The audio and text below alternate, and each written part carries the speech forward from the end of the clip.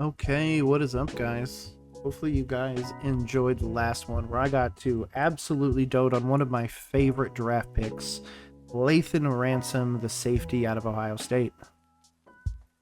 Today's going to be a little different, though. This one's going to be a guy that I feel like really has a fantastic opportunity to not only put his mark on this team, but continue with this team for at least another decade. So, you guys know who I'm talking about, obviously. Cam Jackson. Regardless, though, buckle up, because this one's going to be a doozy. Hey, I thought it was all over. Nope. They roll coverage. Okay, so obviously we're talking about Cam Jackson. I mean, 22-year-old, 6'6", 328-pound defensive tackle out of Florida. What a unit this dude is, first of all. Second of all, if you haven't watched his Florida tape, or you know what, there's some Memphis tape out there as well. I'd really recommend the Florida tape. But the junior and senior year, man, he became something special. Now, we're not talking about a guy that's going to eat up 100 tackles, especially in the SEC, especially for Florida, where they're going to be able to cycle guys in and out. So the fact that he ended the season with 37 combined tackles, 13 solo, 24 assisted, and 4 tackles for a loss with 1.5 sacks, as a massive defensive tackle, I'm 100% in on this guy, especially where he was taken. Cam Jackson also, being so young, 22, man, that's crazy young. Now, obviously, he's going to be 23 before the season starts, so that's still a young defensive tackle. We've got 4 years of control on him, so we're going to be able to hold him until he's 26, 27. So I think, to be honest, we can get a big chunk of his best years as a Carolina Panther, especially given where the depth chart is. Now, obviously, in the defensive tackle room, we've got some guys that are going to be there this year, which is why Cam Jackson is not going to have an insane rookie season.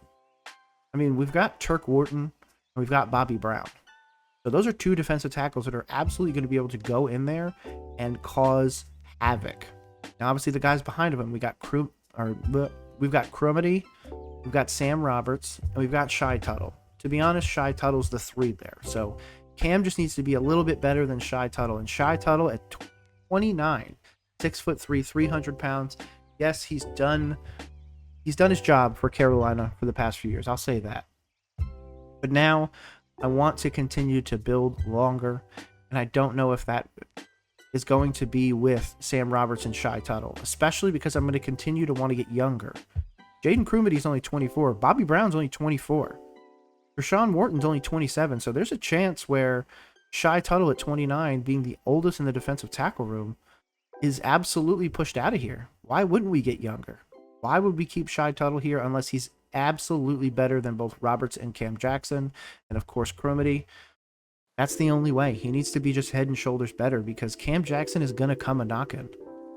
I have absolute, blind faith almost in this kid. I love the tape, like I said, out of Florida.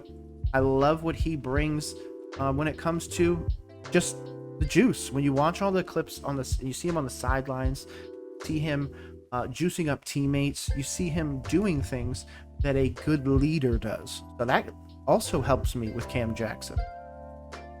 On top of that, I'm a big purveyor of take the young guys, make sure that they can grow in their role, and not just that, help mentor others. So that leadership quality for me is a big one.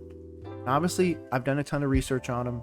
I haven't seen anything too crazy. No one's talked about insane levels of leadership. It's just something I'm inferring from watching the tape, from seeing how he interacted with teammates and stuff like that, especially in between.